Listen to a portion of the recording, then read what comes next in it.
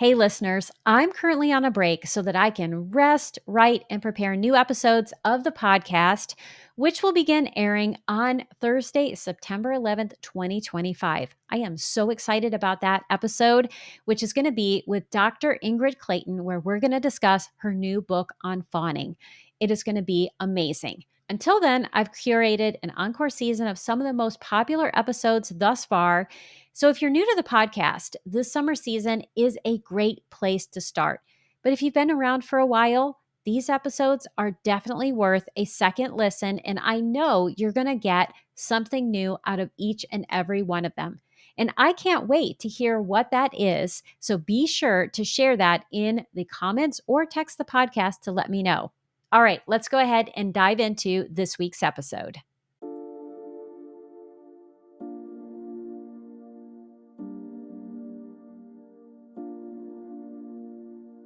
Welcome to Writing Your Resilience, a podcast for writers who want to create stories that change lives, especially their own. I'm your host, Lisa Cooper Ellison. As a writer and trauma-informed writing coach, I'm here to guide you on a transformative journey through the art of writing, self-discovery, and resilience.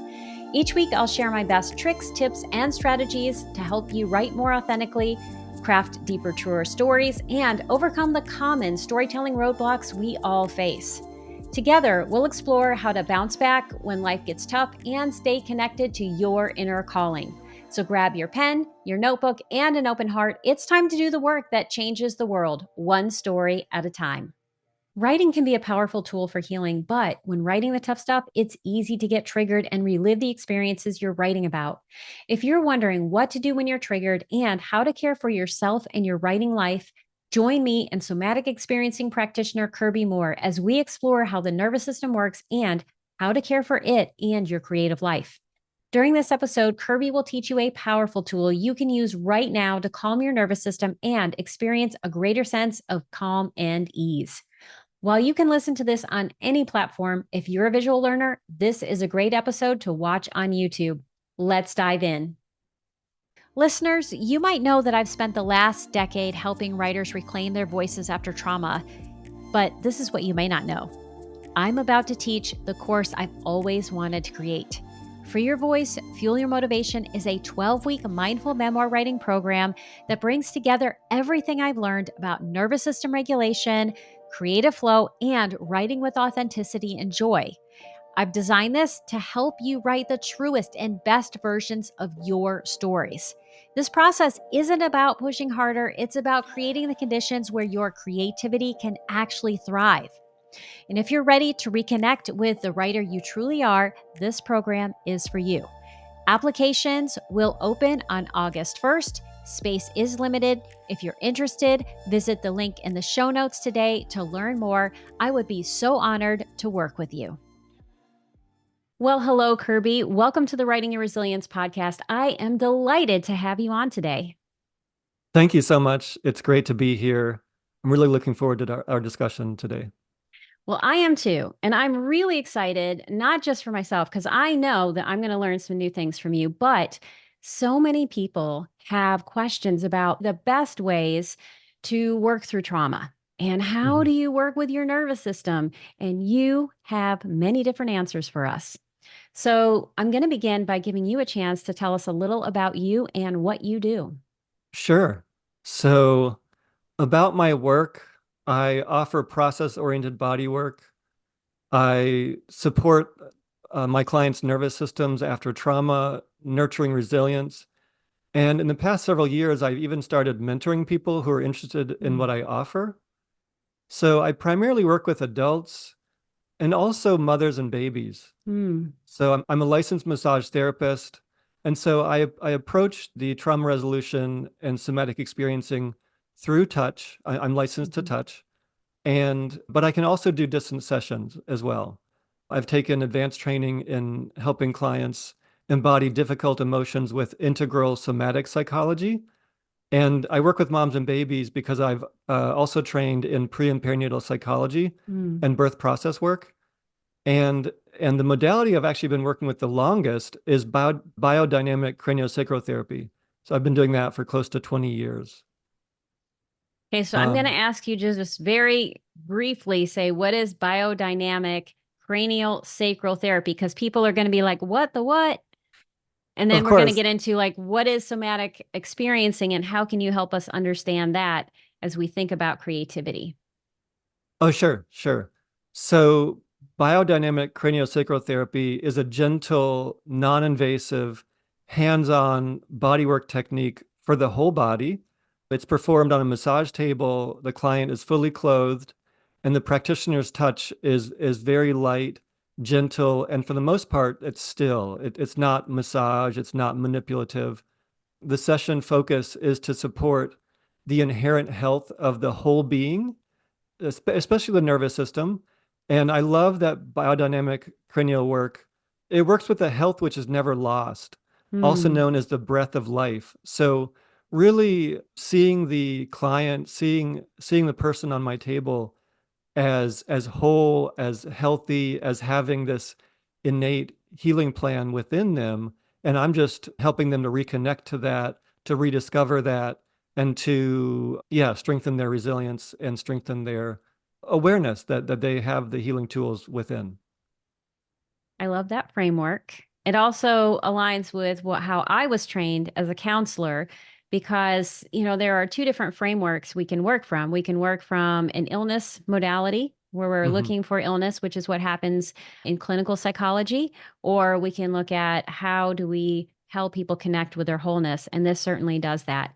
And I have experienced that. And what I can say about that is that it allows you to be in your body, especially if you're a person who has trouble being in your body. Right. Yeah, there's a lot of research that shows early developmental trauma can lead to checking out, whether it's, Yeah. lighter daydreaming or a deeper freeze kind of dissociation state. But it's very common. But thankfully, there's many tools and methods for working through it, and it can be repaired, it can be healed. It's not a life sentence. Personally, I have come so far in the past 20 years in terms of embodying, feeling what it's like to be human. And yeah, yeah, really being here. Being here is the most important thing we can do, both as human beings and as artists. And yet, it can be so challenging for so many people. And so, you do cranial sacral work, you also do somatic experiencing. Help us understand what that is because I see it as a buzzword everywhere and people don't know what it is. Right. Somatic experiencing is very popular these days, right? They're creating new trainings all the time, all over the world now. And so there's thousands of people certified. And somatic experiencing, also known as SE for short, Mhm. is a powerful modality. It's a set of tools in which a number of health and wellness practitioners can be trained. So its primary aim is to release, recover, and to resolve trauma, shock, or other stress disorders. Mhm. In SE, practitioners learn about the physiology of trauma and the way it can get stuck in the autonomic nervous system. And so they learn tools to reorganize the nervous system and nurture resilience. Because a number of different practitioners can be trained in SE, the somatic experiencing practitioners offer nervous system repair work within their scope of practice. Mm. So for the most part, I'd say the most SEPs are actually psychotherapists.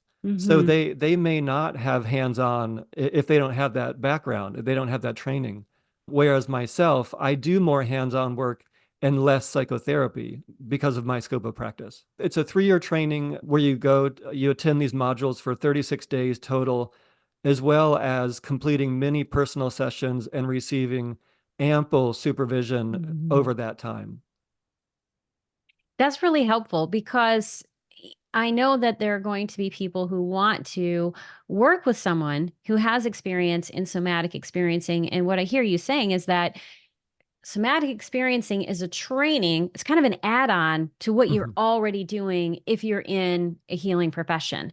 So, if you're a therapist and maybe talk therapy is the way that you tend to work with people, somatic experiencing is going to be a way that you work with people in addition to the talk therapy. So there's going to be a lot of talking involved.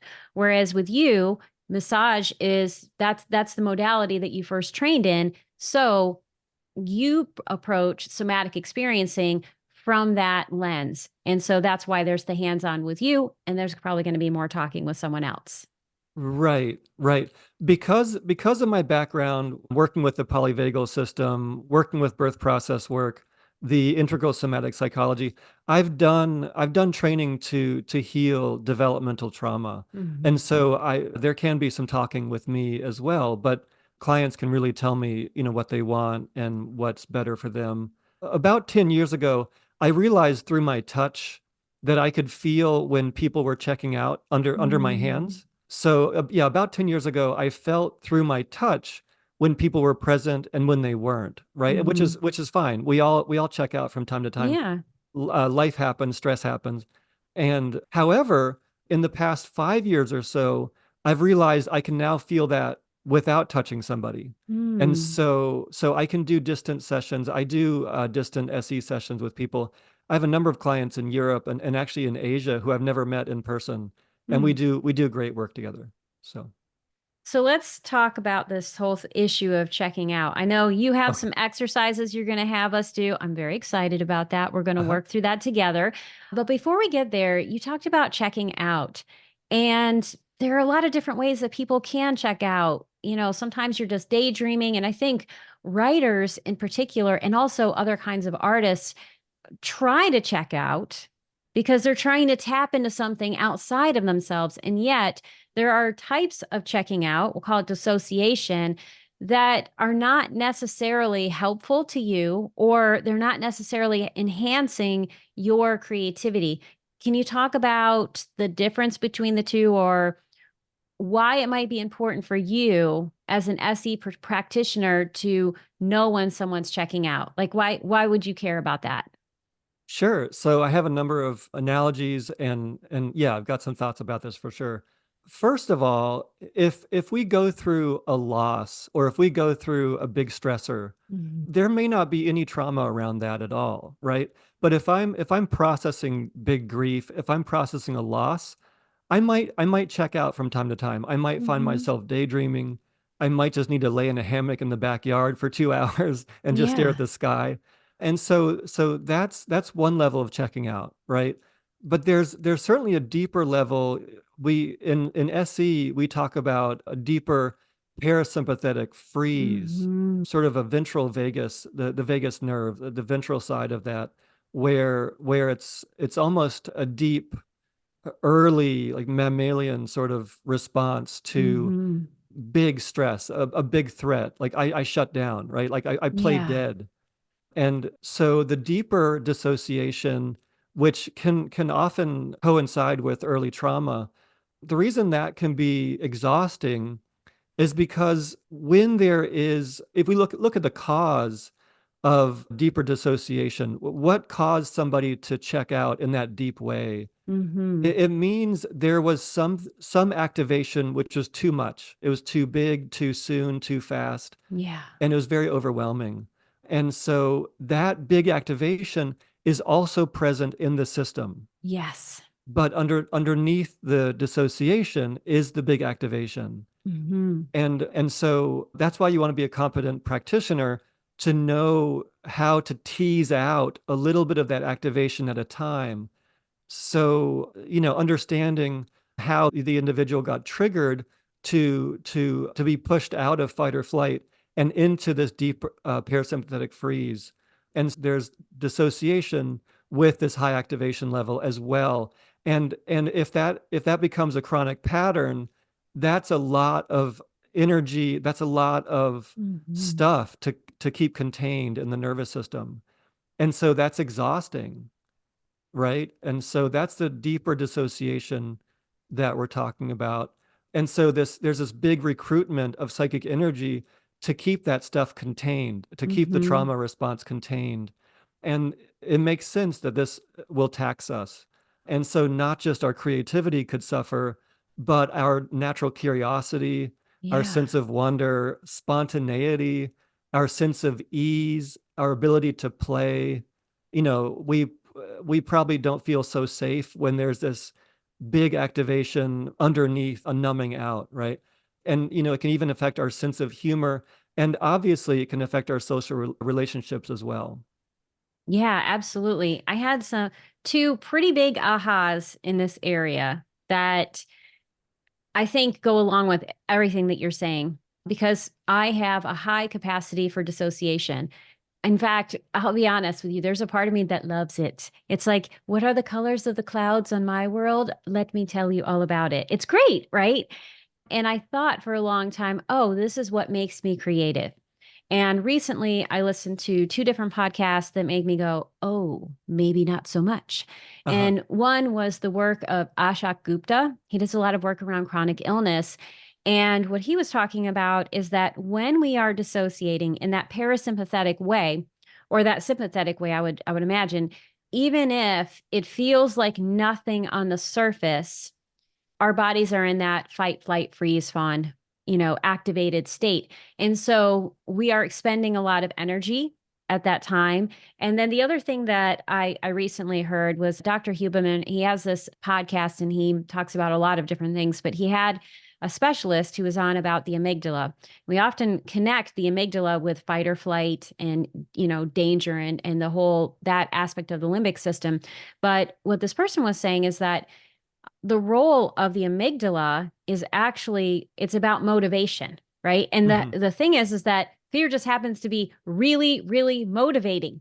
So if you are in a lot of fear states, you have a lot of activation of the nervous system, then that is going to be the motivation that your amygdala and insula are focusing on. And that will not necessarily help you be more creative. Right. Well, the amygdala is really geared towards helping us survive, Yes. right? Which is a big motivation. Mm-hmm. It's I like the most important one. right. If there's a big threat, I want to survive, and that's very Yes. motivating. But yeah, so it can be fear, but also anger or rage. Mm-hmm. But some of us, maybe it's not safe to get in touch with those emotions. But yeah, the amygdala has so much to do with emotional processing, emotions around memories, and implicit memory, so unconscious memory. So stuff we aren't even consciously aware of what's happening Yes. in our unconscious reactions to things. Yeah, it's all right there. Yeah. And so, I mean, I have practiced Buddhism for a long time. I have known this idea of be here now, the importance of, the present moment. But all of that brought it to the forefront for me in a very different way. It's like I finally understood, oh, this is why we have to do this. And somatic experiencing can be a great way to reground yourself and get back in touch with who you are, where you are, when you are, so that your energy can be free to do other things. And so you have a couple of exercises for us. Do you feel like Yes, now is a good time to try that out so that we can not just understand intellectually what this is, but we can actually feel it? right, right. A part of the work that I do is literally a somatic transmission, right? And Mm. you can't talk about that, or not in a way that's going to be experienced. Yes. And so, yeah, one course that I offer is called Liberating the Space Element. And Hmm. this is a great course. It's a total of about 3.5 hours of material, including close to an hour of somatic tools and different holds with the body to help to balance the fascia, to come back to ourselves if we feel stretched thin. Yeah, really good for the connective tissue, for the Hmm. joints, but making more space inside, right? Can I slow down? Can I breathe? Can I feel my body? So these two exercises are the two autonomic nervous system gateways from a series of holds on the body called the reciprocals. So the reciprocals are about 30 to 40 different holds. And in my course, which I'll talk about later, we go through all of the reciprocals and more. But for this example, even for the people out there listening who can't see me, I'll explain it. So first, let's start with having one hand on the occipital bone, which is the base of the skull in the back. So basically, if your thumb is on the point where your neck and head come together, the rest of your hand is on the occiput bone. Okay, so one hand is on the back and the base of your skull, and then the other hand will be on your sacrum. So the base of your spine, the sacrum is where spine and pelvis come together. And so whether you have your hand face up or facing away from you, it doesn't matter. As long as you have, if you can make contact with the sacrum, that's best. So I'm going to Um, ask you, in case people don't know what the sacrum is this down really low on my belly? So am I on my belly or am I on my back? Like, oh, where okay, is my so you're hand? you're on your back. Yeah, thanks for asking. Yeah, so the sacrum is the triangular shaped bone at the base of the spine. Okay, so I'm And going to go ahead and put my hand behind myself. yeah, and so yeah, so you're near your butt, near your glutes. And so when you touch both occiput to sacrum, I want you to take 3 deep breaths and notice what happens inside as you do so.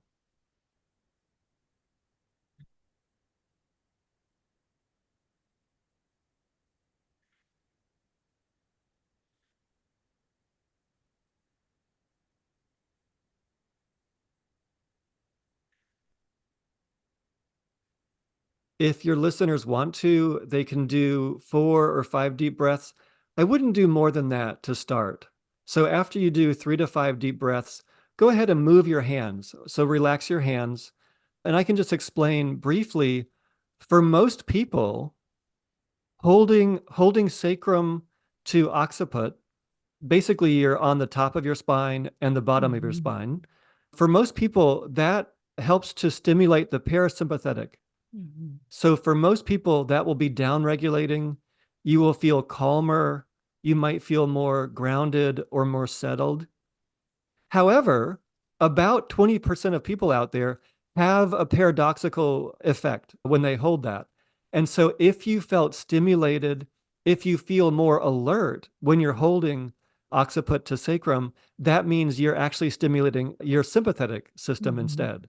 And then you should try this next one and see if that calms you down. However, for most people, this next one we're going to do actually stimulates the sympathetic nervous system. And so we will often feel more alert after doing it. And let me slow myself down here in the moment. And just, yeah, if you want to take a moment, take 10 seconds, 20 seconds, just to notice what's happening inside. What is your somatic experience on the inside after doing this one easy hold? Yes. And as people are doing that and thinking about their own experience, I'm going to share my experience and I invite you to share your experience as well. Because I think not everybody understands what calm is, or they Hmm. don't know how to look for it in their body. And so for me, which is interesting because I'm also, hosting a podcast. So there is a lot of alertness here. What I felt when I did that was like there was this fuzziness in my head at the beginning, and then it felt like I could even see this fuzziness as almost like a cloud of cotton in my Hmm. brain. That's probably Hmm. the best way to talk about it. And as I did that and I took one breath, then another, it was like the cotton melted away and Wow. there was clear space. And so that was what my experience was. And I would agree that for me, that was calming. What was it like for you? What did that feel like? Yeah, so in spite of having been doing this for close to 20 years, it's great to be reminded. And also, here I am kind of doing public speaking. So Right. there's a little bit of nerves here. And so doing that for me was also calming. So I feel more in my belly, more in the base of my body, more deeper in my pelvis. Mhm. And so I've done a lot of work to come down into my heart, into my core, into my gut, and even my lower body. And I also realize that for a lot of people, that's hard to do, but you can get there over time. So, So would you say that is the goal, like to bring the awareness from what's ever going on in your head, regardless of what part of your body you're touching, to down deeper and deeper into the body, more towards the core? long-term goal, yes. In this moment, if somebody has a lot of thoughts and it's hard to turn off the busy monkey mind, even having more awareness of what's happening in my head. Do Hmm. I have more sensation around my head or scalp or face? Can I feel my throat more? Just starting there is Right. big, is great.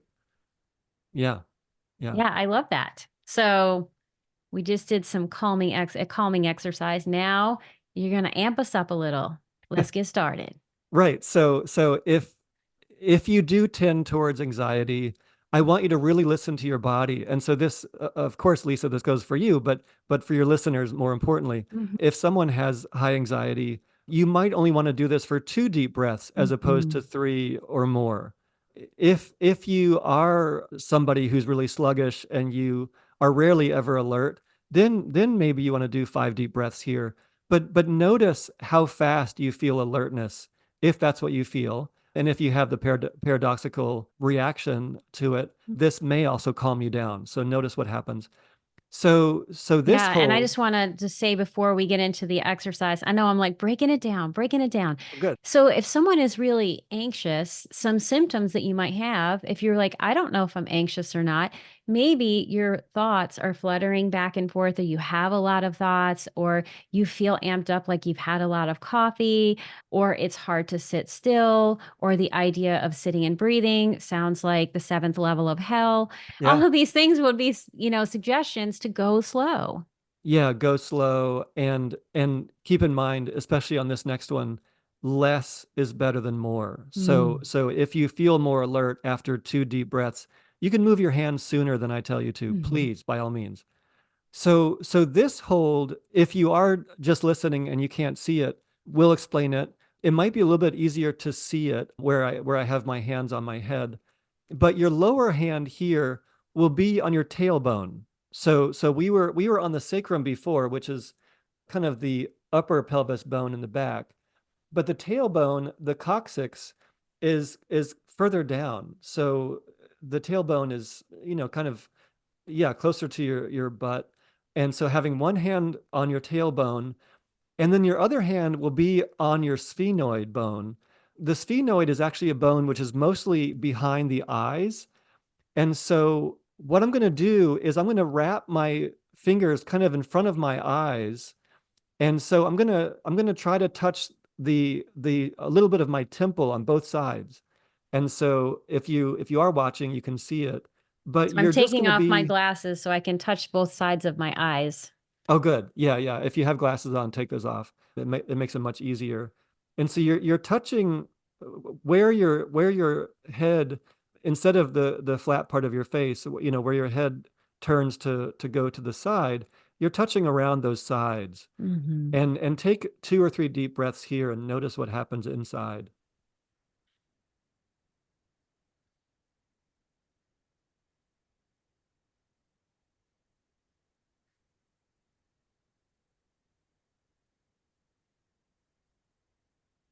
And I'm moving my hands already because I feel some alertness. I did get to 3 deep breaths, but that's about my limit today. So what did that alertness feel like for you? Yeah, just a little amping up. I feel more awareness around my chest, more Mm. awareness around where I was touching. So around my eyes, around my temples. It's very subtle for me. And I think for most people, it'll be very subtle unless you do hold it for longer. But how about you, Lisa? Did you notice any effects? I had kind of a mixed experience, and that may be because, we're doing this podcast, but I felt like around my eyes where I was touching, my head felt calmer and more focused, but I did feel that amping up of the energy in my core. And so, if you've done this exercise and you're listening on Spotify or Apple Podcasts and you're like, I can't imagine what they're doing, go to YouTube because there is a video and you can see us. Yeah, absolutely. And if you did get amped up a good amount by doing that last one, you can go back to the first one, holding occiput Mhm. and press pause, hold occiput and sacrum again for 3 to 5 deep breaths.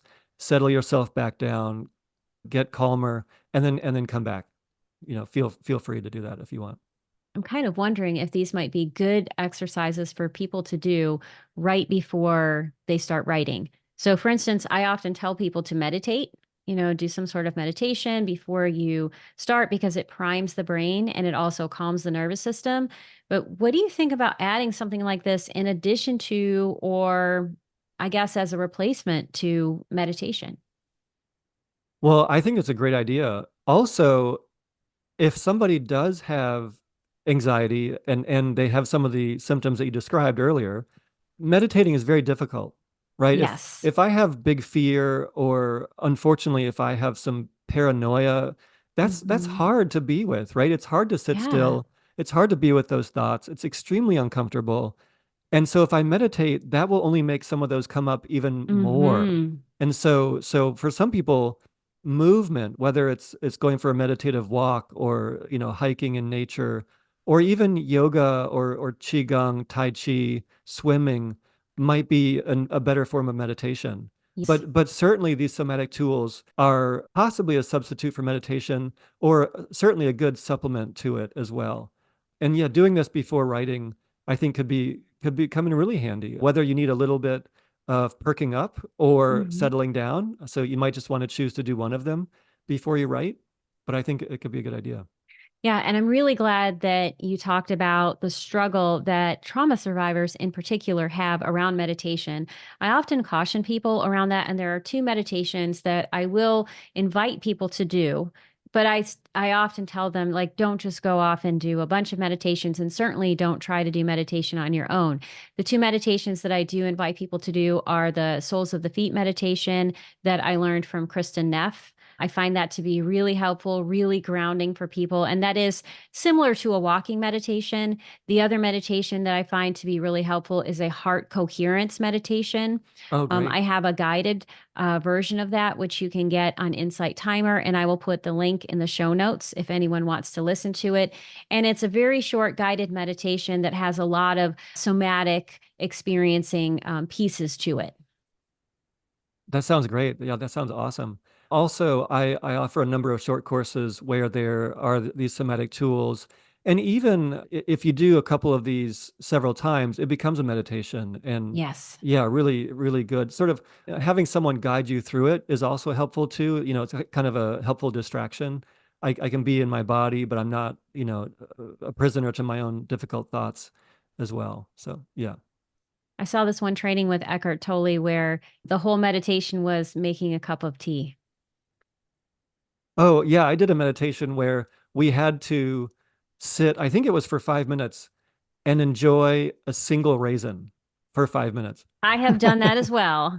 Yeah, yeah. And you'd be surprised. You might think that you can't enjoy a raisin for 5 minutes, but you can. Oh, yeah. Yeah. Yeah, you can really stretch out those taste buds. Yeah. Yes. And so that is another thing someone could do. If you are also trying to feel more alert, or, you can do some of these reciprocals and then get a raisin or get something spicy or crunchy and try to eat it as slowly as possible. And that can also be a way to wake up or calm down the brain, depending on what you need. So, we've talked about somatic experiencing in general. We've done some of it together. I work with writers who have Mhm. really tough stories, and some of them have therapists. And this was something I didn't know when I was working as a therapist, but I'm really clear about now is that writing itself, especially if you're writing about tough experiences, is not simply the act of writing. You are reliving the experience because the brain doesn't tell time, right? Right. Remembering activates some of the same parts of the nervous system as actually going through the experience. So if someone is triggered in the middle of a writing session, or they leave a writing session and they just can't shake it off because they were dealing with some tough stuff and it's just still there and going, through them. What advice do you have for people who have that experience? Yeah, great. I mean, it's so great to give people these resources. So first, I would recommend getting support, right? Yes. Who has my back? Who are my friends? Leaning into support if at all Hmm. possible. I understand it's really difficult if we have a history of complex trauma, Yes. right? When there is early trauma, it takes a lot of time to reestablish basic trust and Yeah. safety. And just that takes a lot of time. And so, if we have someone in our life who can help to support our nervous system, whether they might be a yoga teacher, a therapist, a body worker, or someone spiritual, a pastor, etc., reach out to them, go to a Yes. yoga class. What helps you come back to yourself, right? Mm-hmm. How do I come back to a healthier baseline? Also, understand that we all regress from time to time. Yes. Again, life happens, stress happens. We all take two steps forward and sometimes take one step back. And so that's natural. Don't beat Yeah. yourself up about that. And the key to healing early developmental trauma, that trauma is relational as well. And Mm-hmm. so we have to do that healing in relationship with other people. In other words, we can't do this work on our own. I just want to reiterate some of the things that you said that I think are really important is one, don't go it alone. And I think Mhm. there are two ways that people can do that. Number one, it is important if you are dealing with a tough story to have one person who is trained to bear witness to your experience and walk that journey alongside you. You deserve that. And in fact, denying yourself that can actually re traumatize yourself because you can reenact what happened to you when the bad thing was going on. So definitely have that support. Another thing that I often tell people is to do what I call the sandwich technique, which is contact someone, even if it's a writing group member, they don't need to know what you're writing about. Like they're not your therapist and you don't need to treat them like one. Tell somebody, hey, I'm going to do a tough writing session. I just want to let you know, tough writing session ends in 30 minutes. Can I just call you and tell you what I'm going to do for the rest of my day? That way, you have someone that is there walking through that with you. And the other thing you said that I think is really important is that, yes, if someone has trauma in their background, they may get activated or struggle with some of these things. But part of the problem is not just what happens in our nervous systems, it's the stories we tell ourselves when these things happen. So it's normal to regress. It's normal to have times when you go backwards and you don't have to tell yourself the story that you have failed, that you are broken, that these things will not heal. Uh-huh. Yeah, that's so great. It's so good. Right. And yeah, we all have discomfort, right? Yeah. The key is over time, you do enough of this work, the discomfort does not mean distress, Yes. right? Discomfort only becomes distress when we have a story to hang it on. I love that. Um, yeah. And so can I, over time we do enough somatic process work, there's a little gap. I can take one breath before I have this instinctual reaction like, oh my Mhm. God, there's that pain again. I must be, fill in the blank with some catastrophic thinking. But over time, we can increase that gap and we can have more space between, yeah, the habitual patterns. And yeah, we can start to open up and start to realize, oh, it's just discomfort, right? Mhm. Yeah, that fear happens, right? Life happens. Joy, happiness, contentment happens. But yeah, talking about the if somebody gets triggered while they're writing, working on some really difficult stuff, my course on liberating the space element is over 3 hours of material.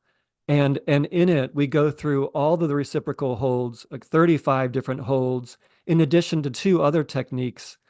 And I unpack them, and there's more of a meditative time for doing it at the end. And so these tools help to create more space in the nervous system, in the fascia, in the body. And so these techniques have been especially beneficial for my clients with complex trauma, people who have really high levels of sensitivity, people who are very sensitive to energy Mhm. benefit a lot from doing the full set of reciprocals. And also once you learn them, you don't have to go through all 35 because that can take close to half an hour. Yeah. So if you find three or four of these tools that you love and really help you to feel more aligned, you can do those in just 4 or 5 minutes and come back to yourself, come back to feeling centered, feeling grounded. And so this course is $75 to purchase it, or you can also get access to it if you sign up for the coaching level membership on my site. And I hope many people benefit from taking it. Yeah. And so all of that information will be in the show notes. And what I can say is that, when it comes to healing and writing, I think many people feel like they are going to reach some mountaintop sometime when none of the problems exist. Like, I'm a writer and I never experience writer's block. I know how to publish anything that I want. It is all good. Same thing with healing. We have these experiences that there's an arrival point. There is no arrival point. What I found from my own experience, and I'll be curious to know if this is your experience as well, is that we just expand the container that we have inside ourselves for discomfort and ambiguity. We learn how to hold space for it so that it's not as difficult, right? And we don't have to build as many stories around it. We can just say, ah, there it is, and be Right. okay with it. Right. Over time, there can be more acceptance, but a big piece is compassion for ourselves, Yeah. toward ourselves, and that will also help us to be more compassionate to others as a result. And kindness to self. Yeah, can I understand and acknowledge that given my history, of course I have some ups and downs. Of course I have Mm-hmm. challenging days, challenging weeks. Can I lean into support? So over time, there'll be greater compassion for ourselves, understanding that, I'm human. I make Mm-hmm. mistakes. I am not perfect. And yeah, so there's gonna be easier days for writing and harder days.